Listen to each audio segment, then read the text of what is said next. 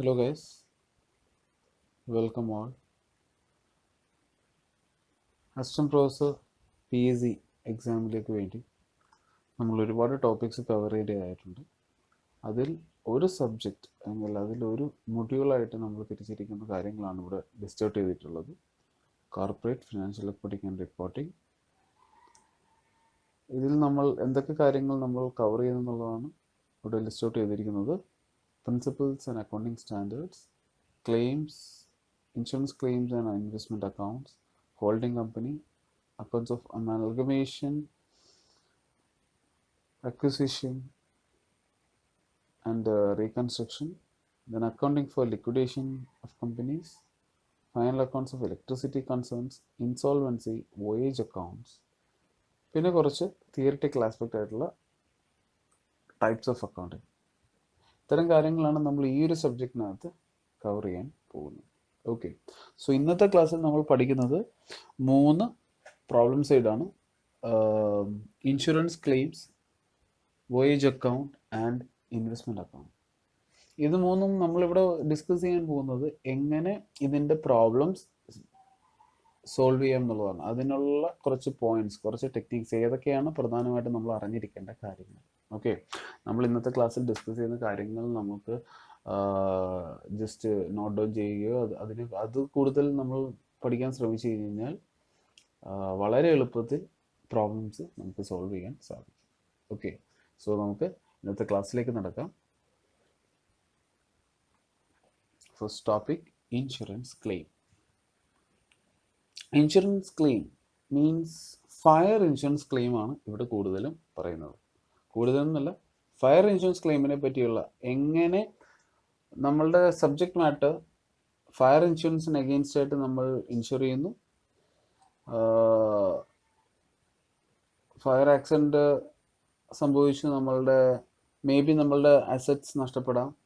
Otherwise loss of profit, ഒരു profit നമുക്ക് നഷ്ടപ്പെടാം. അതെന്താണെന്നുള്ളത് നമ്മൾ ഇനി കാണും. ഓക്കെ, സോ ഈ 2 കാര്യങ്ങളെ പറ്റിയാണ് നമ്മൾ ഈ ചാപ്റ്ററിൽ ഡിസ്കസ് ചെയ്യാൻ പോകുന്നത്. Okay, then insurance claims can be classified into 2: the loss of assets or stock, loss of profit. May be fixed asset അല്ലെങ്കിൽ സ്റ്റോക്ക് ആയിരിക്കാം ചിലപ്പോൾ നഷ്ടപ്പെടുന്നത്, അതർവൈസ് പ്രോഫിറ്റ് ആയിരിക്കാം നഷ്ടപ്പെടുന്നത്. പ്രോഫിറ്റ് ആണ് നഷ്ടപ്പെടുന്നതെങ്കിൽ അതിനെ വിളിക്കുന്നു കോൺസിക്വൻഷ്യൽ ലോസ്. നെക്സ്റ്റ് വൺ, നമ്മൾ ഓരോ സ്റ്റെപ്പിലേക്കും കടക്കുവാണ്. First of all, loss of stock policy. എങ്ങനെയാണ് ലോസ് ഓഫ് സ്റ്റോക്ക് പോളിസിയിൽ വാല്യൂ ഓഫ് ക്ലെയിം കാൽക്കുലേറ്റ് ചെയ്യുന്നത് എന്നുള്ളതാണ് നമ്മൾ പഠിക്കുന്നത്. ഓക്കെ, സോ ഇതിൽ മെയിൻ ആയിട്ട് 3 സ്റ്റെപ്സ് ആണ് നമ്മൾ ഫോളോ ചെയ്യേണ്ടത്. First one, ascertainment of value of stock at the time of fire, ascertainment of net loss of stock, then third one, application of average loss. ഈ 3 സ്റ്റെപ്പുകൾ എന്തൊക്കെയാണെന്ന് നമ്മളിനി ഡീറ്റെയിൽ ആയിട്ട് ഡിസ്കസ് ചെയ്യാൻ പോവുകയാണ്. First step number 1, ascertainment of value of stock at the time of fire. നമ്മൾക്ക് claim amount കണ്ടുപിടിക്കണമെന്നുണ്ടെങ്കിൽ ആദ്യം മനസ്സിലാക്കേണ്ടത് ഫയർ ആക്സിഡൻറ്റ് സംഭവിക്കുമ്പോൾ ആ സമയത്ത് നമ്മുടെ കൈവശമുള്ള സ്റ്റോക്കിൻ്റെ വാല്യൂ എത്രയാണെന്ന് കണ്ടുപിടിക്കണം. ഇത് 2 സ്ഥലത്തു നിന്നാണ് നമുക്ക് കളക്ട് ചെയ്യാൻ സാധിക്കുന്നത്. ഒന്ന്, ഫ്രം സ്റ്റോക്ക് രജിസ്റ്റർ നോക്കിയാൽ ഒരുപക്ഷെ നമുക്ക് മനസ്സിലാവും. ഡെയിലി അപ്ഡേറ്റ് ചെയ്യുന്ന രജിസ്റ്റർ ആണെങ്കിൽ വളരെ നന്നായിട്ട് നമുക്കത് മനസ്സിലാവും. അതർവൈസ് നമ്മൾ എന്ത് ചെയ്യണം എന്നുള്ളതാണ് നമുക്ക് കാണുന്നത്. മെമ്മറാണ്ടം ട്രേഡിംഗ് അക്കൗണ്ട് എന്ന് പറയുന്ന ഒരു അക്കൗണ്ട് പ്രിപ്പയർ ചെയ്യാം. നോർമൽ ട്രേഡിംഗ് അക്കൗണ്ട് തന്നെയാണ് മെമ്മറാണ്ടം ട്രേഡിംഗ് അക്കൗണ്ട്, പക്ഷേ ചില ഡിഫറൻസുകളുണ്ട്. എന്തൊക്കെയാണെന്ന് നോക്കാം. It is the account prepared to find out the value of stock as on the date of fire as the balancing figure of the account. ഇവിടെ പറയുന്ന 2 പ്രധാനപ്പെട്ട കാര്യങ്ങളാണ് ഉള്ളത്. First of all, trading account normally prepare ചെയ്യുന്നത് gross profit അല്ലെങ്കിൽ gross loss കണ്ടുപിടിക്കാൻ വേണ്ടിയാണെങ്കിൽ memorandum trading account prepare ചെയ്യുന്നത് value of stock as an the date of fire കണ്ടുപിടിക്കാൻ വേണ്ടിയാണ്. ഓക്കെ, ദെൻ ഇവിടെ വാല്യൂ ഓഫ് സ്റ്റോക്ക് കണ്ടുപിടിക്കുന്നത് എങ്ങനെയാണെന്ന് വെച്ച് കഴിഞ്ഞാൽ, ഒരു ട്രേഡിംഗ് അക്കൗണ്ട് പ്രിപ്പയർ ചെയ്യുന്നു ഇൻക്ലൂഡിങ് ഗ്രോസ് പ്രോഫിറ്റ് എന്ന് പറയുന്ന ഐറ്റംസ് വരെ നമ്മൾ അതിനകത്ത് റെക്കോർഡ് ചെയ്യാൻ നമുക്ക് സാധിക്കുന്നു. അതിനുശേഷം ആ ട്രേഡിംഗ് അക്കൗണ്ട്, മെമ്മറാണ്ടം ട്രേഡിംഗ് അക്കൗണ്ടിൻ്റെ ക്ലോസിംഗ് ബാലൻസ് ആയിട്ടാണ് നമ്മൾ സ്റ്റോക്കിനെ നമ്മൾ കാണുന്നത്. സോ അങ്ങനെ ബാലൻസിങ് ഫിഗർ ആയിട്ട് എന്താണോ വരുന്നത് അതാണ് നമുക്കിവിടെ വാല്യൂ ഓഫ് സ്റ്റോക്ക് ആയിട്ട് എടുക്കുന്നത്. Okay, so memorandum trading account എന്ന് പറയുന്നത് ഒരു ഇമ്പോർട്ടൻ്റ് ആയിട്ടുള്ള ഒരു കാര്യമാണ്. സെക്കൻഡ് സ്റ്റെപ്പ്, സോ ഫസ്റ്റ് സ്റ്റെപ്പിൽ നമ്മൾ കണ്ടുപിടിക്കുന്നു സ്റ്റോക്ക് ഫയർ ആക്സിഡന്റ് സംഭവിക്കുമ്പോൾ നമ്മുടെ കൈവശമുള്ള സ്റ്റോക്കിന്റെ വാല്യൂ നമ്മൾ കണ്ടുപിടിക്കുന്നു. ഓക്കെ, ദെൻ സെക്കൻഡ് സ്റ്റെപ്പ് എന്ന് പറയുന്നത് ascertainment of net loss of stock. Net loss കണ്ടുപിടിക്കാനായിട്ട് ഓൾറെഡി നമ്മളുടെ കൈവശമുള്ള സ്റ്റോക്കിന്റെ വാല്യൂ നമ്മൾ കണ്ടുപിടിച്ചതിന് ശേഷം, അതായത് മെമ്മറാണ്ടം ട്രേഡിംഗ് അക്കൗണ്ട് ക്ലോസിംഗ് ബാലൻസിൽ നിന്ന് സ്റ്റോക്ക് സാൽവേജ് എപ്പോഴെങ്കിലും, അല്ലെങ്കിൽ ഈ ഒരു ഫയർ ആക്സിഡന്റ് സംഭവിച്ചപ്പോൾ കുറച്ച് സ്റ്റോക്ക് നമുക്ക് സേവ് ചെയ്യാൻ സാധിച്ചിട്ടുണ്ടെങ്കിൽ ആ സേവ് ചെയ്ത സ്റ്റോക്കിന്റെ വാല്യൂ നമുക്ക് അതിൽ നിന്ന് ആ ഓവറോൾ ലോസിൽ നിന്ന് നമുക്ക് ലെസ് ചെയ്യാം. അങ്ങനെ ചെയ്യുമ്പോൾ കിട്ടുന്നതാണ് net loss of stock. Okay, ഈ രണ്ട് സ്റ്റെപ്പുകളാണ് ലോസ് ഓഫ് സ്റ്റോക്ക് പോളിസിയിൽ മെയിൻ ആയിട്ട് നമ്മൾ ഫോളോ ചെയ്യുന്നത്. ഓക്കെ, ഇനി പറയുന്ന ഒരു കാര്യം വളരെ ഇമ്പോർട്ടൻ്റ് ആണ്. If it is not a case of under insurance, this will be the value of claim. ഇത് അണ്ടർ ഇൻഷുറൻസിന്റെ ഒരു കേസ് അല്ല എന്നുണ്ടെങ്കിൽ ഈ പറയുന്നത് തന്നെ ഇപ്പോൾ കണ്ടുപിടിക്കുന്ന നെറ്റ് ലോസ് ഓഫ് സ്റ്റോക്ക് എന്ന് പറയുന്ന ഐറ്റം തന്നെ ആയിരിക്കും വാല്യൂ ഓഫ് ക്ലെയിം നോർമൽ ഇൻഷുറൻസിന്റെ കേസിൽ. അപ്പോൾ നമ്മൾ ചിന്തിക്കണം എന്താണ് അണ്ടർ ഇൻഷുറൻസ് എന്നുള്ളത്. മൂന്നാമത്തെ സ്റ്റെപ്പ് അതിനെപ്പറ്റിയാണ് പറയുന്നത്, application of average clause. In the case of under insurance, average clause may be included. Under ഇൻഷുറൻസിന്റെ കേസ് ആണെങ്കിൽ അണ്ടർ ഇൻഷുറൻസ് മീൻസ് സബ്ജക്ട് മാറ്ററിന്റെ വാല്യൂ എന്താണോ അതിനേക്കാളും കുറഞ്ഞ വിലയ്ക്ക് ഇൻഷുറൻസ് എടുക്കുന്നു. ഇത്തരം അണ്ടർ ഇൻഷുറൻസ് എന്നുള്ള ഒരു കേസ് വരാൻ സാധ്യത എന്ന് പറയുന്നത് പ്രീമിയത്തിന്റെ എമൗണ്ട് കുറയ്ക്കാൻ വേണ്ടിയാണ് പല ആൾക്കാരും അണ്ടർ ഇൻഷുറൻസ് എടുക്കുന്നത്. സോ അത് ഇൻഷുർഡിന് ഒരു ഗെയിൻ ഉണ്ടാക്കാതിരിക്കാൻ വേണ്ടി ഇൻഷുറർ, അതായത് ഇൻഷുറൻസ് കമ്പനി, ആവറേജ് ക്ലോസ് എന്ന് പറഞ്ഞ ഒരു ക്ലോസ് അണ്ടർ ഇൻഷുറൻസിന്റെ കേസിൽ അപ്ലൈ ചെയ്യും. എന്താണ് average clause? In the event of partial loss, the insurance company pays only a proportionate amount of claim. അതായത് നമ്മൾ ഇൻഷുർ ചെയ്ത സബ്ജക്ട് മാറ്ററിന് പുറമേ, ഇവിടെ ഇൻഷുർ ചെയ്യുന്ന സബ്ജക്ട് മാറ്റർ എന്ന് പറയുന്നത് വാല്യൂ ഓഫ് സ്റ്റോക്കാണ്. സോ ഈ സ്റ്റോക്കിൽ പാർഷ്യൽ ലോസ് ഉണ്ടാകുകയാണെങ്കിൽ, ഫുൾ ലോസ് അല്ല, പാർഷ്യൽ ലോസ് ഉണ്ടാകുകയാണെങ്കിൽ, അതായത് കുറച്ച് ഭാഗം മാത്രമേ ലോസ് ആയിട്ടുള്ളൂ, the insurance company pays only a proportionate amount. ഒരു പ്രൊപ്പോർഷനേറ്റ് എമൗണ്ട് മാത്രമേ ക്ലെയിം ആയിട്ട് കോമ്പൻസേഷൻ ആയിട്ട് കൊടുക്കാൻ സാധിക്കുകയുള്ളൂ. ഇനി എങ്ങനെയാണ് ആ ക്ലെയിം കണ്ടുപിടിക്കുക എന്നുള്ളതാണ്. It is equal to loss of stock into already കണ്ടുപിടിച്ച loss of stock into policy value. ഇത് പ്രോബ്ലത്തിനെ ബേസ് ചെയ്ത് നോക്കുമ്പോൾ ഇത് ക്വസ്റ്റ്യനിൽ ഡയറക്റ്റ് ആയിട്ട് തന്നിട്ടുണ്ടാവും. Policy value divided by value of stock on the date of file. Okay, ഈ 3 കാര്യങ്ങൾ ഉപയോഗിച്ചാണ് എമൗണ്ട് ഓഫ് ക്ലെയിം കണ്ടുപിടിക്കുന്നത്. ഇത്രയും കാര്യങ്ങളാണുള്ളത്. അതിൽ ഫസ്റ്റ് 2 സ്റ്റെപ്പും ഷുവറായിട്ട് നമ്മൾ ചെയ്യേണ്ടതാണ്. തേർഡ് സ്റ്റെപ്പ് എന്ന് പറയുന്ന application of average close under insurance കേസിൽ മാത്രമേ വരികയുള്ളൂ. അതർവൈസ് സെക്കൻഡ് സ്റ്റെപ്പിന്റെ ആൻസർ ആയിരിക്കും നെറ്റ് ലോസ് എന്ന് പറയുന്നത് തന്നെയായിരിക്കും വാല്യൂ ഓഫ് ക്ലെയിം. ഓക്കെ, രണ്ടാമത്തെ ഒരു കാര്യം പറയുന്നത് കോൺസിക്വൻഷ്യൽ ലോസ് പോളിസി. ഇവിടെ കോമ്പൻസേറ്റ് ചെയ്യുന്നത് ലോസ് ഓഫ് സ്റ്റോക്കിന് പുറമെ നമ്മൾക്ക് സംഭവിക്കുന്ന ലോസ് ഓഫ് പ്രോഫിറ്റ് ആണ്. Loss of profit due to the interruption in business activities due to the fire in addition to the loss of stock. നമ്മുടെ ബിസിനസ്സിലുണ്ടായ ലോസ് ഓഫ് സ്റ്റോക്കിന് പുറമെ ഈ fire accident കൊണ്ട് സ്വാഭാവികമായിട്ടും നമ്മളുടെ ബിസിനസ്സിൽ ഒരു ഇൻട്രപ്ഷൻ ഉണ്ടാകാം. ഈ ഒരു ഇൻട്രപ്ഷൻ മൂലം നമുക്ക് പ്രോഫിറ്റ് കുറയുകയോ പ്രോഫിറ്റ് ഇല്ലാത്ത ഒരു സിറ്റുവേഷനും ഉണ്ടാകാം. ഈ ഒരു സിറ്റുവേഷനാണ് അവർ കോമ്പൻസേറ്റ് ചെയ്യുന്നത്. And this policy covers the loss of net profit cover ചെയ്യുന്നു. Payment of standing charges, that is salary, rent, directors fee. അതായത് ലാഭം ഉണ്ടെങ്കിലും ബിസിനസ് വർക്ക് ചെയ്താലും ഇല്ലെങ്കിലും ചിലപ്പോൾ നമ്മൾ ചില എക്സ്പെൻസ് ഒക്കെ കൊടുക്കേണ്ടി വരും, എക്സ്പെൻസ് ഒക്കെ ഇൻകർ ചെയ്യേണ്ടി വരും. സോ അത്തരം ചാർജസ് എന്തെങ്കിലും ഉണ്ടെങ്കിൽ ആ സ്റ്റാൻഡിങ് ചാർജസിന്റെ പേയ്മെന്റ് അത് നമുക്ക് ഒരു പക്ഷേ ഈ പോളിസി വഴി കവർ ചെയ്യാം. പക്ഷേ it should be specified in the policy. ഇത് പോളിസിയിൽ സ്പെസിഫൈ ചെയ്തിരിക്കണം ഇന്ന ചാർജസ് ആണ് കവർ ചെയ്യുന്നത് എന്നുള്ളത്. അതല്ലാതെ ആക്സിഡന്റ് സംഭവിക്കുമ്പോൾ മാത്രം പെട്ടെന്ന് നമുക്ക് ഈ ചാർജസ് കവർ ചെയ്യാൻ പറ്റില്ല. Third one, increase to working expenses during indemnity period. Indemnity period എന്ന് പറഞ്ഞു കഴിഞ്ഞാൽ ബിസിനസ്സിന്റെ ആ ഒരു ബിസിനസ്സിൽ ഒരു ഇൻട്രപ്ഷൻ സംഭവിച്ചതിന് ശേഷം വീണ്ടും നോർമൽ കണ്ടീഷനിലേക്ക് എത്താനായിട്ട് അവർക്ക് എടുക്കുന്ന ഒരു ടൈം, ആ ഒരു ഇൻട്രപ്ഷൻ കഴിയുന്നത് വരെ ഉള്ള ടൈം, ആ ഒരു ടൈമിൽ സ്വാഭാവികമായിട്ടും വർക്കിംഗ് എക്സ്പെൻസ് വളരെ കൂടുതലായിരിക്കും. ആ ഒരു ഇൻക്രീസ്ഡ് കോസ്റ്റ് ഓഫ് വർക്കിംഗ് വരെ ഈ പോളിസി വഴി കവർ ചെയ്യാൻ സാധിക്കും. ഇനി നമുക്ക് അതിൻ്റെ പ്രോബ്ലം സൈഡിലേക്ക് പോകാം. ഈ പ്രോബ്ലംസ് പഠിക്കുന്നതിന് മുന്നേ ഈ പറയുന്ന പോയിന്റുകൾ പ്രധാനമായിട്ട് നോട്ട് ചെയ്യുക. Indemnity period, standard period, then annual period. Indemnity period എന്താണെന്ന് ഞാൻ പറയുന്നു. ദെൻ സ്റ്റാൻഡേർഡ് പീരീഡ് എന്ന് പറയുന്നത് ഈ വർഷം ഏത് സമയത്താണോ ബിസിനസ് ഇൻറ്ററപ്റ്റഡ് ആയത് അതേ പീരീഡ് തന്നെ പ്രീവിയസ് ഇയറിൽ എങ്ങനെയായിരുന്നു, ആ പ്രീവിയസ് ഇയർ ആണ് സ്റ്റാൻഡേർഡ് പീരീഡ് എന്ന് പറയുന്നത്. ഓക്കെ, ഇവിടെ ഒരു എക്സാമ്പിൾ വന്നിട്ടുണ്ട്, അത് വെച്ച് നോക്കുമ്പോൾ കുറച്ചുകൂടി ക്ലിയർ ആവും. ഡേറ്റ് ഓഫ് ഫയർ ആക്സിഡന്റ് സംഭവിക്കുന്നത് March 30, 2012. ഇൻഡെമിനിറ്റി പീരീഡ് 3 months, 3 മാസത്തേക്കാണ് അവരുടെ ബിസിനസ് ഇൻറ്ററപ്റ്റഡ് ആയി പോയത്. അങ്ങനെയാണെങ്കിൽ ഓരോ പീരീഡ് ജസ്റ്റ് കാൽക്കുലേറ്റ് ചെയ്തിട്ടുണ്ട്. ഇൻഡെമിനിറ്റി പീരീഡ് എന്ന് പറയുന്നത് March 30, 2012 ടു June 30, 2012. അങ്ങനെയുള്ള 3 മാസമാണ്. ഡേറ്റ് ഓഫ് ഫയർ ആക്സിഡന്റ് സംഭവിച്ചതിന് ശേഷമുള്ള 3 മാസമാണ് indemnity period. Then standard period നോക്കാം, വെരി ഇമ്പോർട്ടൻറ്റ്.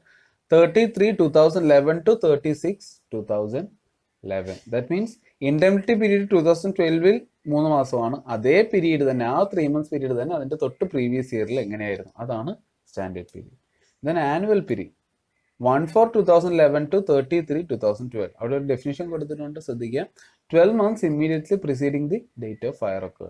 ഫയർ ആക്സിഡന്റ് എന്താണോ സംഭവിക്കുന്നത് ആ ഡേറ്റിന് തൊട്ട് മുമ്പുള്ള 12 മാസമാണ് ആനുവൽ പീരീഡ് ആയിട്ട് നമ്മൾ കൺസിഡർ ചെയ്യുന്നത്. ഓക്കെ, ഇനി ഈ പീരീഡൊക്കെ എന്തിനാണ് കൺസിഡർ ചെയ്യുന്നത് എന്നുള്ളതാണ് ഇനി നമ്മൾ കാണാൻ പോകുന്നത്. അതിൻ്റെ കാൽക്കുലേഷനിലേക്ക് പോകാം. ഇതിൽ കാൽക്കുലേഷൻ പറയുന്നത് ഇത്രയേ ഉള്ളൂ. First of all gross profit rate കണ്ടുപിടിക്കുക. എങ്ങനെ കണ്ടുപിടിക്കും? തന്നിട്ടുള്ള ഇൻഫർമേഷൻ നിന്ന് എങ്ങനെയായിരിക്കും ഗ്രോസ് പ്രോഫിറ്റ് റേഷ്യോ കണ്ടുപിടിക്കുക? അതിന് ഈ ഒരു ഇക്വേഷൻ നമ്മൾ ഫോളോ ചെയ്യുക.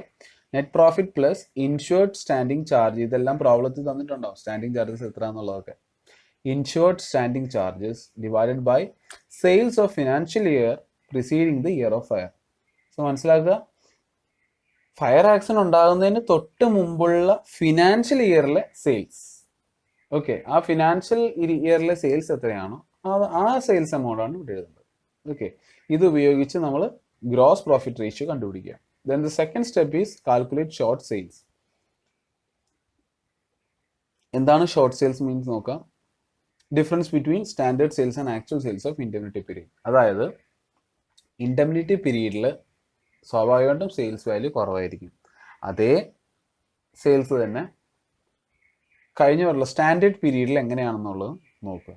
സ്വാഭാവികമായിട്ടും സ്റ്റാൻഡേർഡ് പീരീഡിൽ കൂടുതലും ഇൻഡെമിനിറ്റി പീരീഡിൽ കുറവായിരിക്കും. ബിക്കോസ് ഈ ഒരു ഫയർ ആക്സിഡന്റ് സംഭവിച്ചതിന് ശേഷം അത് രണ്ടും കമ്പയർ ചെയ്യുമ്പോൾ നമുക്ക് മനസ്സിലാവും ഇത് കഴിഞ്ഞ വർഷത്തേക്കാളും ഈ വർഷം ഈ പീരീഡിൽ ഇൻഡെമിനിറ്റി പീരീഡിൽ സെയിൽസ് ഇത്ര കുറവാണ്. അതാണ് short sales. And the third step is calculate GP on short sales. Short sales into GP ratio. എത്ര രൂപയുടെ നഷ്ടമാണ് നമുക്ക്, എത്ര രൂപയുടെ ലോസ് ഓഫ് പ്രോഫിറ്റ് ആണ് നമുക്ക് കണ്ടുപിടിക്കേണ്ടത് സംഭവിച്ചിരിക്കുന്നത് എന്ന് മനസ്സിലാക്കാനാണ് ഈ third step.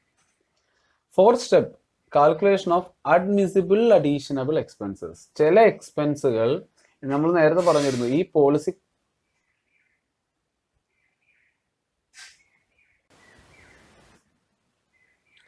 Fourth step calculation of admissible additional expenses. അതൊന്നുകൂടി പറയാം.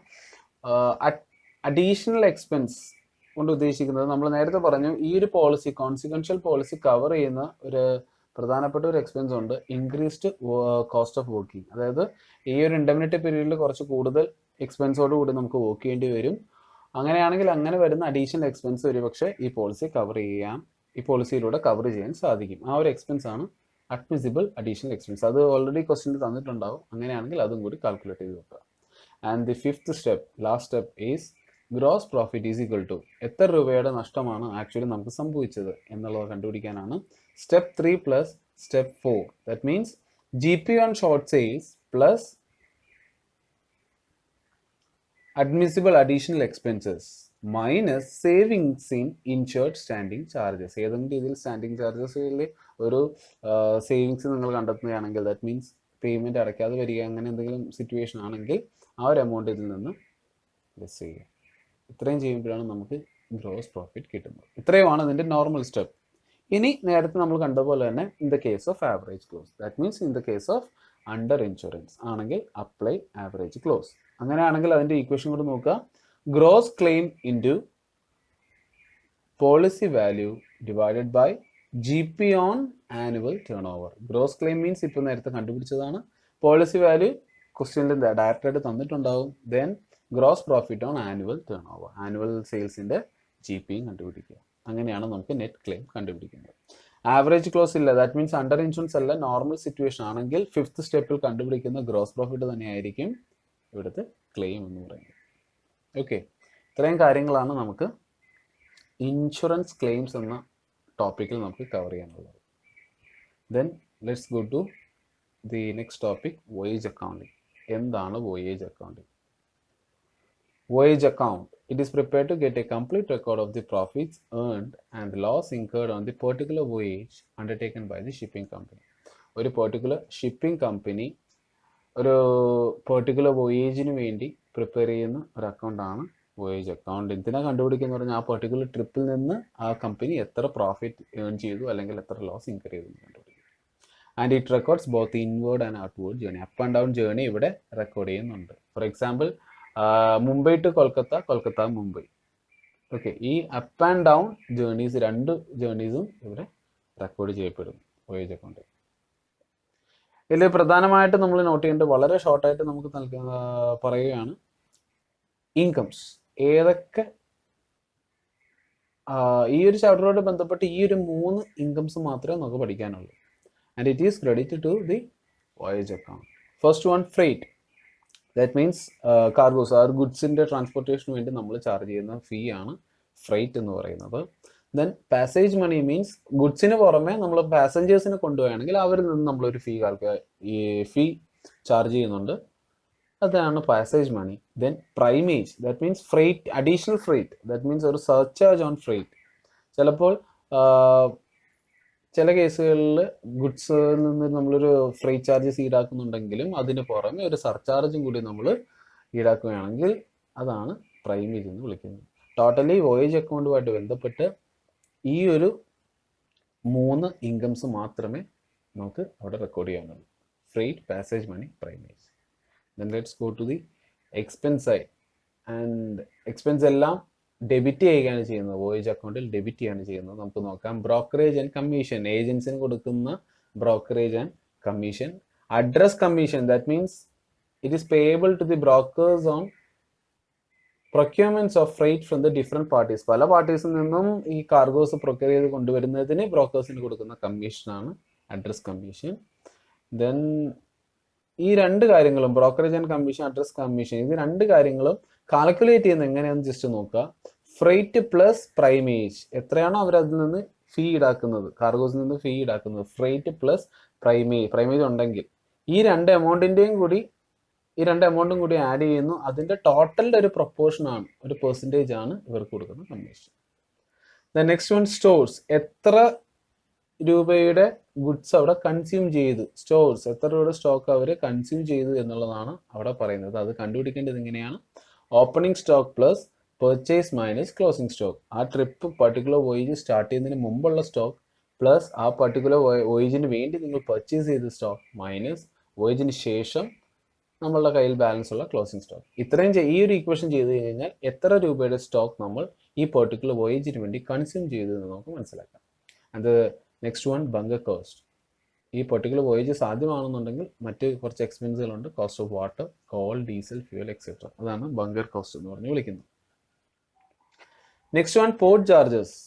ഒരു കാർഗോസ് നമ്മളുടെ കൈവശമുള്ള ആ ഒരു ഗുഡ്സ് എല്ലാം ഓരോരോ പോർട്ടിലും ലോഡ് ചെയ്യുകയും അൺലോഡ് ചെയ്യുകയും ചെയ്യുമ്പോഴേക്കും നമുക്കൊരു ഫീ ചാർജ് ചെയ്ത് വരുന്നുണ്ട്. അതിനെയാണ് പോർട്ട് ചാർജസ് എന്ന് വിളിക്കുന്നത്.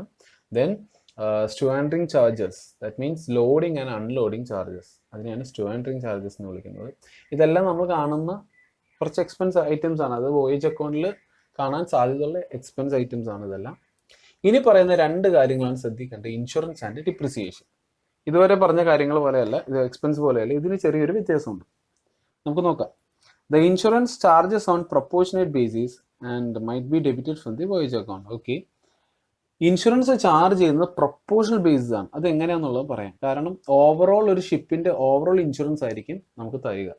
അങ്ങനെയാണെങ്കിൽ അതിൽ നിന്ന് എങ്ങനെ പ്രൊപ്പോർഷൻ കണ്ടുപിടിക്കാം? ഒരു എക്സാമ്പിൾ ഉണ്ട്, നോക്കാം. If insurance is for 1 year and journey of voyage is for 3 months, The insurance charges will be debited from the voyage account on 1/4 ratio. അതായത് മനസ്സിലാക്കുക, ഒരു ഇൻഷുറൻസ് എന്ന് പറയുന്നത് യൂഷ്വലി ഒരു മാസത്തേക്കോ ദിവസങ്ങൾക്കോ വേണ്ടി എടുക്കുന്നതല്ല, 1 ഇയർ പർപ്പസിലേക്ക് വേണ്ടി എടുക്കുന്നതാണ്.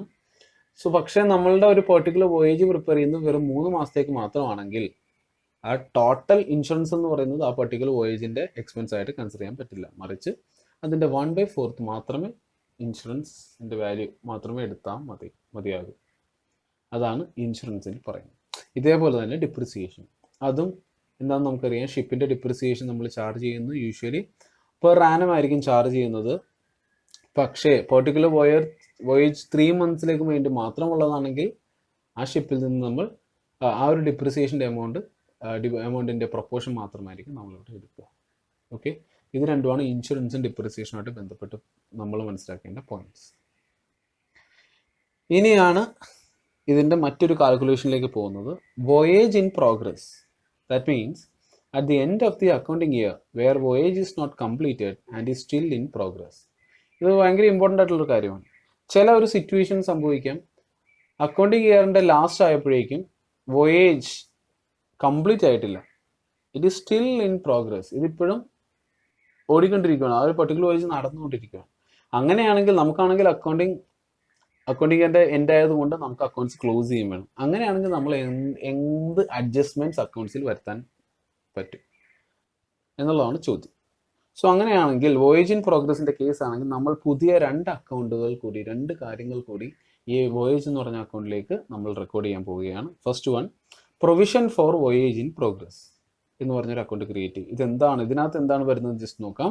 പ്രൊവിഷൻ ഫോർ ഇൻകം ഏൺഡ്, അതായത് ഓൾറെഡി നമ്മൾ ഫ്രൈറ്റ്, പ്രൈമേജ്, പാസേജ് മണി, ഇങ്ങനെ 3 കാര്യങ്ങളായി നമ്മൾ റിസീവ് ചെയ്ത ഇൻകത്തിൻ്റെ ഒരു പ്രൊവിഷൻ, ഒരു പാർട്ട്, അതായത് അൺകംപ്ലീറ്റഡ് പോർഷന് വേണ്ടിയുള്ള ആ ഒരു പാർട്ട്. കാരണം വോയേജ് ഇപ്പോഴും കംപ്ലീറ്റ് ആയിട്ടില്ല. ഓക്കെ, അതിപ്പോഴും പ്രോഗ്രസ്സിലാണ്. ദെൻ ഇനിയും കുറച്ച് പാർട്ട് അത് കംപ്ലീറ്റ് ചെയ്യാനുണ്ട്. ആ കംപ്ലീറ്റ് ചെയ്യാനുള്ള പാർട്ട് എത്രയാണോ അതിൻ്റെ ഒരു പോർഷൻ നമ്മൾ provision for voyage in progress എന്ന് പറഞ്ഞാൽ മാറ്റിവെക്കും. ആൻഡ് ദ സെക്കൻഡ് വൺ, അത് ഇൻകത്തിൻ്റെ ഒരു പ്രൊവിഷൻ ആയതുകൊണ്ട് തന്നെ it is debited in the voyage account. The next one, voyage in progress. രണ്ടാമത്തെ അക്കൗണ്ട് നമ്മൾ പ്രിപ്പയർ ചെയ്യുന്നത് വോയേജ് ഇൻ പ്രോഗ്രസ് എന്ന് പറഞ്ഞൊരു ഐറ്റമാണ് നമ്മൾ കാണുന്നത്. It is for provision for expenses incur. അതായത് ഓൾറെഡി നമ്മൾ ഒരുപാട്, ഇപ്പോൾ നമ്മൾ കണ്ട എക്സ്പെൻസുകൾ ഒരുപാട് കണ്ടിട്ടുണ്ടാവും, റെക്കോർഡ് ചെയ്തിട്ടുണ്ടാവും. ഇതിൻ്റെ ഒരു പ്രൊപ്പോർഷൻ എമൗണ്ട് എത്രയാണോ അതാണ് വോയേജ് ഇൻ പ്രോഗ്രസ്സിലേക്ക് മാറ്റുന്നത്. And it will be credited in the voyage account. Okay, അതിൻ്റെ ഒരു എക്സാമ്പിൾ നമുക്ക് നോക്കാം. If total freight is rupees 25 lakhs, out of which return freight is rupees 12 lakh and total expenses are rupees 5 lakh. ആ ഒരു question നോക്കുക. Total freight, up and down freight എന്ന് പറയുന്നത് 25 lakh ആണ്. ദെൻ അതിൽ റിട്ടേൺ ഫ്രൈറ്റ് മാത്രം 12 lakh rupees ഉണ്ട്. ഇതാണ് ഇൻകത്തിനെ സംബന്ധിച്ച് പറയുന്നത്. ഇനി നമുക്ക് എക്സ്പെൻസിലേക്ക് നോക്കാം. ടോട്ടൽ എക്സ്പെൻസ്, അപ്പ് ആൻഡ് ഡൗണിലേക്ക് വരുന്ന എക്സ്പെൻസ് എന്ന് പറയുന്നത് 5 lakh. Then expenses to be carried forward to the next accounting year. അടുത്ത അക്കൗണ്ടിങ് ഇയറിലേക്ക് ക്യാരി ഫോർവേഡ് ചെയ്യേണ്ട എക്സ്പെൻസ് എന്ന് പറയുന്നത് വിൽ ബി rupees 2,40,000. എങ്ങനെയായിരിക്കും അത് കിട്ടുക? അതിൻ്റെ പ്രൊപ്പോർഷൻ ഇങ്ങനെയാണ്, 12 lakh divided by 25 lakh into 5 lakh. ഇതാണ് അതിൻ്റെ എക്സാമ്പിൾ. ഓക്കെ, ഇങ്ങനെയാണ് അതിൻ്റെ പ്രൊപ്പോർഷൻ കണ്ടുപിടിക്കുന്നത്. ഇനി ഇതിൻ്റെ രണ്ടുമൂന്ന് കുറച്ച് പോയിന്റ്സ് മാത്രം. ഈ പോയിന്റ്സ് നമ്മൾ എപ്പോഴും ശ്രദ്ധിക്കണം. ഈ ചാപ്റ്ററുമായിട്ട് ബന്ധപ്പെട്ട് നമ്മൾ നോട്ട് ചെയ്യേണ്ട 2-3 പോയിന്റ്സ് ആണ്, വളരെ ഇമ്പോർട്ടൻ്റ് ആണ്. In case of the standing expenses, if return journey is incomplete, half of the standing charges to be carry forward. എത്ര പ്രൊപ്പോർഷൻ നമ്മൾ ക്യാരി ഫോർവേഡ് ചെയ്യണം എന്ന് പറയുന്ന ഒരു കാര്യമാണ് ഇവിടെ. ഓക്കെ, നമുക്ക് നോക്കാം. In case of the standing expenses, if return journey is incomplete, return journey incomplete ആണെങ്കിൽ എക്സ്പെൻസിൻ്റെ സ്റ്റാൻഡിങ് ചാർജസിൻ്റെ half of the standing charges to be carry forward, അതിൻ്റെ പകുതിയോളം നമ്മൾ പ്രൊപ്പോർഷനായിട്ട് മാറ്റി വെക്കണം. ഓക്കെ, വോയേജ് ഇൻ പ്രോഗ്രസ് അക്കൗണ്ടിലേക്ക് മാറ്റണം എന്നാണ് പറയുന്നത്. ഇനി നമുക്ക് അടുത്ത പോയിന്റ് നോക്കാം. In case where return journey is half way back and the total expense of voyage given. അതായത് അപ്പ് ആൻഡ് ഡൗൺ സംഭവിക്കുന്ന ഒരു ട്രിപ്പ് നടക്കുന്ന ഒരു കേസാണ്. അതിൽ return journey is half way, return journey പകുതിയായിട്ടുള്ളെങ്കിൽ രണ്ട് കണ്ടീഷൻ ഉണ്ട്. ഒന്ന് റിട്ടേൺ ചെയ്യേണ്ടി പകുതിയാണ്, ആൻഡ് ക്വസ്റ്റ്യനിൽ തന്നിട്ടുള്ളത് ടോട്ടൽ എക്സ്പെൻസ് ആണ്. അതായത് ഒരു വോയേജ് സ്റ്റാർട്ട് ചെയ്യുന്ന മുതൽ എൻഡ് ചെയ്യുന്ന വരെയുള്ള എക്സ്പെൻസ് ആണ് തന്നിരിക്കുന്നത്. അങ്ങനെയെങ്കിൽ നമ്മൾ ട്രാൻസ്ഫർ ചെയ്യേണ്ടത് half of the total expense. Okay, അതാണ് നമ്മളിവിടെ മനസ്സിലാക്കേണ്ടത്. അടുത്ത തേർഡ് പോയിന്റ് എന്ന് പറയുന്നത് നേരത്തെ പറഞ്ഞ പോലെ തന്നെ return journey is half way. Up and ഡൗണിൽ റിട്ടേൺ ജേർണി പകുതിയായിട്ടുള്ളൂ. പക്ഷേ എക്സ്പെൻസസ് ടിൽ ദ ഡേറ്റ്, അതായത് ഈ ക്ലോസിംഗ് ഡേറ്റ് വരെയുള്ള അക്കൗണ്ടിംഗ് ഇയറിന്റെ ക്ലോസിംഗ് ഡേറ്റ് വരെയുള്ള എക്സ്പെൻസുകൾ വ്യക്തമായിട്ട് തന്നിട്ടുണ്ടെങ്കിൽ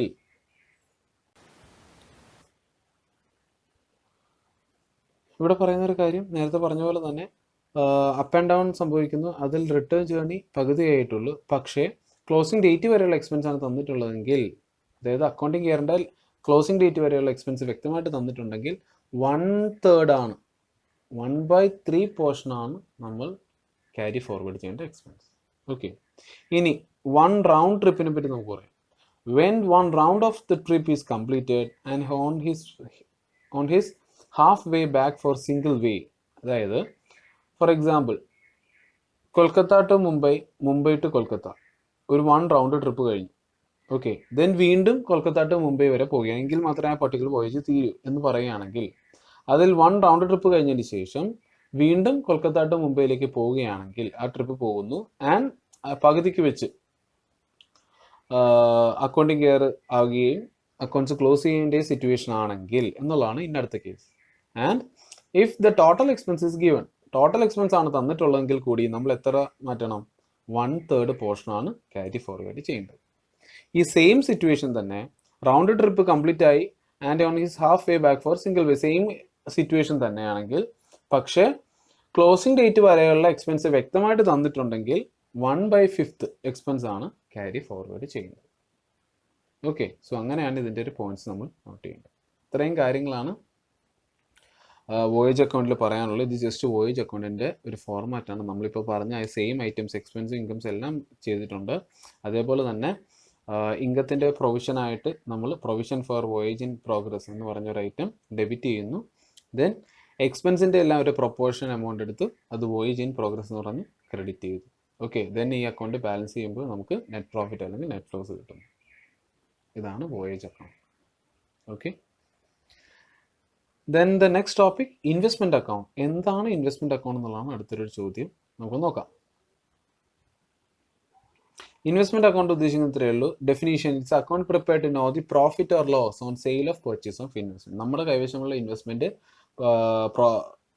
സെല് ചെയ്യുമ്പോഴോ പർച്ചേസ് ചെയ്യുമ്പോഴോ അതുവഴി നമുക്കുണ്ടാവുന്ന പ്രോഫിറ്റ് അല്ലെങ്കിൽ ലോസ് കണ്ടുപിടിക്കുന്ന അക്കൗണ്ടാണ് ഇൻവെസ്റ്റ്മെന്റ് അക്കൗണ്ട്. അപ്പോൾ ഇവിടെ രണ്ട് കാര്യങ്ങളാണ് പറയുന്നത്. എപ്പോഴാണിത് സെല് ചെയ്യുക, എപ്പോഴാണിത് പർച്ചേസ് ചെയ്യുക. ഓക്കെ, ഇത് എപ്പോഴാണ് സംഭവിക്കുന്നത് എന്നുള്ളതാണ്. അതിൽ ഡേറ്റിനാണ് ഇവിടെ ഏറ്റവും കൂടുതൽ പ്രാധാന്യം കൊടുക്കുന്നത്. നമുക്ക് രണ്ടായിട്ട് ഡിവൈഡ് ചെയ്യാം.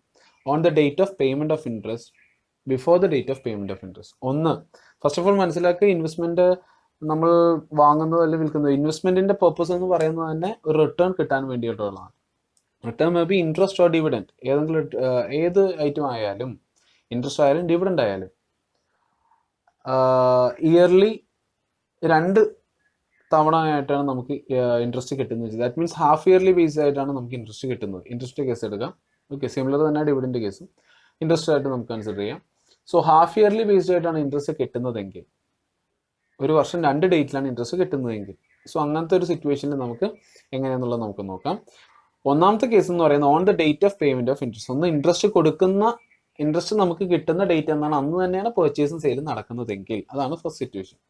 രണ്ടാമത്തെ സിറ്റുവേഷൻ എന്ന് പറയുന്നത് before the date of interest കിട്ടേണ്ട ഡേറ്റിന് തൊട്ട് മുമ്പ് തന്നെ നമ്മളിത് സെല് ചെയ്യുവാണ് അല്ലെങ്കിൽ പർച്ചേസ് ചെയ്യുവാണ്. അങ്ങനെയാണെങ്കിൽ അതിൻ്റെ കാര്യങ്ങൾ എന്തൊക്കെയാണെന്നുള്ളതാണ് നമുക്ക് നോക്കുന്നത്. Okay, first situation: purchase or sale of investment on the date of payment of interest. So interest കിട്ടുന്ന ഡേറ്റ് തന്നെയാണ് നമ്മൾ പർച്ചേസ് സെയിൽസ് നടത്തുന്നതെങ്കിൽ 4 എൻട്രീസ് ആണ് ഇതുമായിട്ട് ബന്ധപ്പെട്ട് വരാൻ സാധ്യതയുള്ളത്. ഈ 4 എൻട്രി മാത്രം. Then first one, purchase of investment account added to bank account. Then sale of investment, just opposite to the purchase of investment, bank account added to the investment account. അത് നമ്മൾ normal ആയിട്ട് അറിയാവുന്ന എൻട്രിയാണ്. ഇവിടെ വരുന്ന മറ്റു 2 entry എന്ന് പറയുന്നത് receipt of interest or dividend or payment of interest or dividend. Receipt ആണെങ്കിൽ bank account added to interest or dividend, payment ആണെങ്കിൽ interest or dividend account at to bank account. Okay, interest ആണെങ്കിൽ interest, dividend ആണെങ്കിൽ dividend. ഈ 4 journal entries ആണ് normal കേസിൽ വരുന്നത്. ഇനി എന്താണ് രണ്ടാമത്തെ സിറ്റുവേഷൻ നോക്കാം. Purchase or sale of investment before the date of payment of interest. ഇനി ബിഫോർ ദ ഡേറ്റ് ആണെങ്കിൽ ഇൻട്രസ്റ്റ് കിട്ടുന്നതിന് തൊട്ട് മുമ്പാണ് നമ്മൾ പർച്ചേസ് ചെയ്യുക, ഇൻവെസ്റ്റ്മെന്റ് പർച്ചേസ് ചെയ്യുക, സെല് ചെയ്യുക ചെയ്യുന്നതെങ്കിൽ എന്താണ്? അവിടെ ഒരു ഉയർന്നു വരുന്നൊരു ചോദ്യമുണ്ട്, whether the price includes a accrued interest or not. Accrued interest ആ പ്രൈസിൽ ഇൻക്ലൂഡ് ആണോ അല്ലേ? ഇൻക്ലൂഡഡ് ആണെങ്കിൽ it will be known as cum interest, excluded ആണെങ്കിൽ എക്സ് ഇൻട്രസ്റ്റ് ക്വട്ടേഷൻ. ഇനി എന്താണെന്ന് നമുക്ക് നോക്കാം. Cum means with, ex means without. അതിൻ്റെ ഒരു മീനിങ് മെൻഷൻ ചെയ്തിരിക്കുകയാണ്. Cum interest it includes the accrued interest. അതായത് കം ഇൻട്രസ്റ്റ് എന്നാണ് പറയുന്നതെങ്കിൽ കൊട്ടേഷൻ പ്രൈസ്, ആ ഇൻവെസ്റ്റ്മെന്റിന്റെ വില, നമ്മൾ സെല്ലിംഗ് പ്രൈസോ പർച്ചേസിംഗ് പ്രൈസോ, ആ പ്രൈസ് വാല്യൂവിൽ ഓൾറെഡി ഇൻക്ലൂഡഡ് ആണ് അക്രൂഡ് ഇൻട്രസ്റ്റ്. അപ്പോൾ ചോദിക്കും എന്താണ് അക്രൂഡ് ഇൻട്രസ്റ്റ് എന്നുള്ളത്? From the last interest date to the date of purchase or sale. അതായത് ലാസ്റ്റ് ഇൻട്രസ്റ്റ് എന്നാണോ കിട്ടുന്നത് ആ ഡേറ്റ് മുതൽ ഈ ഇൻവെസ്റ്റ്മെന്റ് വാങ്ങുകയോ വിൽക്കുകയോ ചെയ്യുന്ന ഡേറ്റ് വരെയുള്ള ഇൻട്രസ്റ്റ്, ഇതിനെയാണ് അക്രൂഡ് ഇൻട്രസ്റ്റ് എന്ന് പറഞ്ഞ് വിളിക്കുന്നത്. ദ നെക്സ്റ്റ് ഇൻട്രസ്റ്റ് മീൻസ് ഈ അക്രൂഡ് ഇൻട്രസ്റ്റിന്റെ വാല്യൂ അതിനകത്ത് ഉണ്ടാകത്തില്ല, എക്സ്ക്ലൂഡ് ചെയ്തിരിക്കുക. ഇതാണ് മെയിനായിട്ട് വരുന്ന ആ difference, come interest versus X interest. ഇനി ഈ പ്രോബ്ലത്തിൽ ആകെ കൂടി നമുക്ക് പഠിക്കാനുള്ള കാര്യം എന്ന് പറയുന്നത് അക്രൂഡ് ഇൻട്രസ്റ്റിന്റെ കാൽക്കുലേഷനാണ്. Calculate the period of accrued interest. First of all ഏത് ടൈം, ആ പീരീഡ് ഏതാണെന്നുള്ളത് കാൽക്കുലേറ്റ് ചെയ്യുക. ഞാൻ ജസ്റ്റ് ഒരു എക്സാമ്പിൾ പറയാം. ആ ഒരു എക്സാമ്പിളിന്റെ ബേസിസ് ആണെന്ന് പോകുന്നതെങ്കിൽ നമുക്ക് എളുപ്പത്തിൽ മനസ്സിലാക്കാൻ സാധിക്കും. ആ എക്സാമ്പിൾ ഇതാണ്. First of all just June, എല്ലാ വർഷവും ജൂൺ 30-നും ഡിസംബർ 31-നുമാണ് നമുക്ക് ഇൻട്രസ്റ്റ് കിട്ടുന്ന ഡേറ്റ്. ഓക്കെ, അങ്ങനെയെങ്കിൽ ജൂലൈ 31-ന് അല്ലെങ്കിൽ ജൂലൈ 30-ന് നിങ്ങളുടെ ഇൻവെസ്റ്റ്മെന്റ്, നിങ്ങളുടെ കൈവശമുള്ള ഒരു ഇൻവെസ്റ്റ്മെന്റ് നിങ്ങൾ വിൽക്കുന്നു. ഓക്കെ, സോ ഇവിടെ പീരീഡ് ഓഫ് അക്രൂഡ് ഇൻട്രസ്റ്റ് എന്ന് പറയുന്നത് എന്തായിരിക്കും? അതായത് period from the last interest date to the date of purchase or sale എന്ന് പറഞ്ഞു കഴിഞ്ഞാൽ ഇതിന്റെ ഒരു മീനിങ് മനസ്സിലാക്കുക. ലാസ്റ്റ് ഇൻട്രസ്റ്റ് കിട്ടുന്ന ഡേറ്റ് എന്ന് പറയുന്നത് ജൂൺ 30-ആണ്, വിൽക്കുന്നത് ജൂലൈ 30-ന്. പക്ഷേ ഈ ജൂൺ 30 മുതൽ ഡിസംബർ 31 വരെയുള്ള 6 മാസം ഇൻട്രസ്റ്റ് കിട്ടുന്നത് എപ്പോഴായിരിക്കും? ഡിസംബർ 31-നായിരിക്കും. പക്ഷെ അന്ന് ഇൻവെസ്റ്റ്മെന്റ് നിങ്ങളുടെ കൈവശം ആയിരിക്കില്ല. ഓക്കെ, അങ്ങനെയെങ്കിൽ നമ്മൾക്ക് കിട്ടേണ്ടിയിരുന്ന, അതായത് ഈ ഒരു പീരീഡ്, ദാറ്റ് മീൻസ് ജൂൺ 30 മുതൽ ജൂലൈ 30 വരെയുള്ള ആ ഒരു മാസത്തെ ഇൻട്രസ്റ്റ് നമുക്ക് റിസീവ് ചെയ്യാൻ സാധിക്കില്ല, നമുക്ക് കിട്ടത്തില്ല. അങ്ങനെയാണെങ്കിൽ ഈ ഒരു ലോസ് അവോയ്ഡ് ചെയ്യാനായിട്ട് എന്ത് ചെയ്യും? ഓൾറെഡി നമ്മൾ വിൽക്കുന്ന ഡേറ്റ്, അതായത് ജൂലൈ 30-ന് നമ്മൾ ഈ ഇൻവെസ്റ്റ്മെന്റ് വിൽക്കുമ്പോൾ അതിൽ ഈ ഒരു ഇൻട്രസ്റ്റും കൂടി ആഡ് ചെയ്ത് കാൽക്കുലേറ്റ് ചെയ്ത് ആഡ് ചെയ്യുന്നു. സോ അതിന് ആ പീരീഡ് എന്ന് മനസ്സിലാക്കുക. ലാസ്റ്റ് ഇൻട്രസ്റ്റ് ഡേറ്റ്, അതായത് ജൂൺ 30 മുതൽ date of purchase or sale, അതായത് ജൂലൈ 30 വരെ, 1 മന്ത്. ഇനി എങ്ങനെ അക്രൂഡ് ഇൻട്രസ്റ്റ് കാൽക്കുലേറ്റ് ചെയ്യും? Rate of interest into period by 12. Rate of interest ക്വസ്റ്റ്യനിൽ തരും. പീരീഡ് ഇപ്പോൾ നമ്മൾ കണ്ടുപിടിച്ചിട്ടുണ്ട്, 1 month, 1/12 into face value of സെക്യൂരിറ്റീസിൻ്റെ ഫേസ് വാല്യൂ. ഓക്കെ, ഇത്രയും കാര്യങ്ങളാണ് അതിൻ്റെ കാൽക്കുലേഷൻ. ഇനി നമുക്ക് അതിൻ്റെ ജേർണൽ എൻട്രീസിലേക്ക് പോകാം. കം ഇൻട്രസ്റ്റിൻ്റെ ജേർണൽ എൻട്രീസ് ആണെങ്കിൽ ഇൻവെസ്റ്റ്മെന്റ്, ഈ ജേർണൽ എൻട്രി സെയിം ആണ്, കം ആണെങ്കിലും എക്സ് ആണെങ്കിലും ജേർണൽ എൻട്രി സെയിം ആണ്. പക്ഷെ അതിൽ റെക്കോർഡ് ചെയ്യേണ്ട വാല്യൂ ആണ് ഇമ്പോർട്ടൻസ് കൊടുക്കേണ്ടത്. Investment account at interest account at to bank account, purchase of investment ആണ്. So investment account at interest account at to bank account, അതിന്റെ വാല്യൂസ് എന്തൊക്കെയാണെന്ന് നോക്കുക. ഇൻവെസ്റ്റ്മെന്റ് അക്കൗണ്ടിൽ, ബിക്കോസ് ഇതിനകത്ത് പറയുന്ന ഒരു കാര്യം എന്താണെന്ന് വെച്ചാൽ ഇൻവെസ്റ്റ്മെന്റ് അക്കൗണ്ടിൽ റെക്കോർഡ് ചെയ്യേണ്ട വാല്യൂ എന്ന് പറയുന്നത് ഇൻവെസ്റ്റ്മെന്റിന്റെ വാല്യൂ ആണ്. ഓക്കെ, അതെങ്ങനെ കണ്ടുപിടിക്കും? കം ഇൻട്രസ്റ്റ് എന്ന് പറഞ്ഞാൽ കോട്ടഡ് പ്രൈസിൽ ഓൾറെഡി ഇൻട്രസ്റ്റ് ഇൻക്ലൂഡഡ് ആണ്. അങ്ങനെയാണെങ്കിൽ ആ ഇൻട്രസ്റ്റ് കണ്ടുപിടിച്ച് സ്പ്ലിറ്റ് ചെയ്യുക. ദാറ്റ് മീൻസ് കോട്ടഡ് പ്രൈസ് എന്ന് പറയുന്നത് 1 lakh ആണെങ്കിൽ ഇൻട്രസ്റ്റ് എന്ന് പറയുന്നത് 1000 ആണെങ്കിൽ നമ്മൾ ഇവിടെ എങ്ങനെ സ്പ്ലിറ്റ് ചെയ്യും? ഇൻവെസ്റ്റ്മെന്റ് എന്ന് പറയുന്നത് 1 lakh മൈനസ് 1000, അതായത് quoted price minus accrued interest 99,000 ആയിരിക്കും ഇൻവെസ്റ്റ്മെന്റ്. ഇൻട്രസ്റ്റ് അക്കൗണ്ടിൽ ഇൻട്രസ്റ്റിന്റെ വാല്യൂ റെക്കോർഡ് ചെയ്യുക 1000.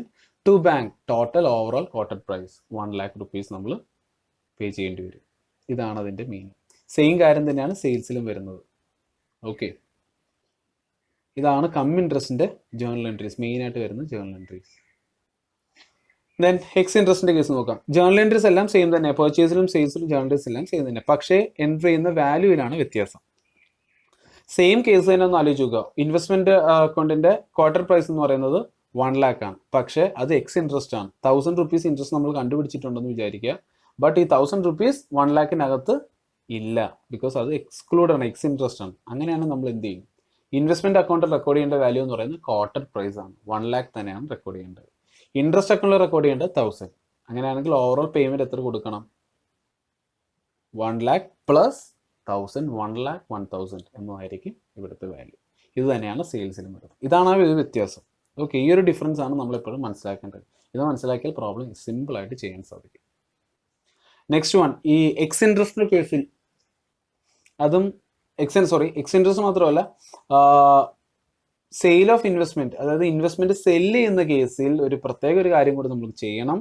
Need to calculate profit or loss on sale of investment. അത് പ്രോഫിറ്റ് ആണോ ലോസ് ആണോ എന്നോട്ട് കണ്ടുപിടിക്കണം. സ്ലൈഡിൽ ചെറിയ മിസ്റ്റേക്ക് ഉണ്ട്. പെർച്ചേസ് ഓഫ് ഇൻവെസ്റ്റ്മെന്റ് എന്നല്ല, പെർച്ചേസ് സെയിൽസ് എന്നല്ല,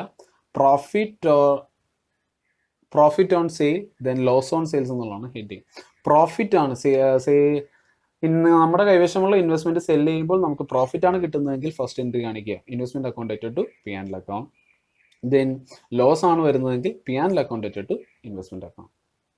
ദെൻ ഇതാണ് ഇൻവെസ്റ്റ്മെന്റ് അക്കൗണ്ടിന്റെ ഒരു ഫോർമാറ്റ്. ഡേറ്റ്, പെർട്ടിക്കുലേഴ്സ്, കോളം ഒക്കെ നോർമൽ ലെഡ്ജർ കോളംസ് തന്നെയാണ്, പക്ഷേ ഇവിടെ 3 എമൗണ്ട് കോളം ഉണ്ടാകും.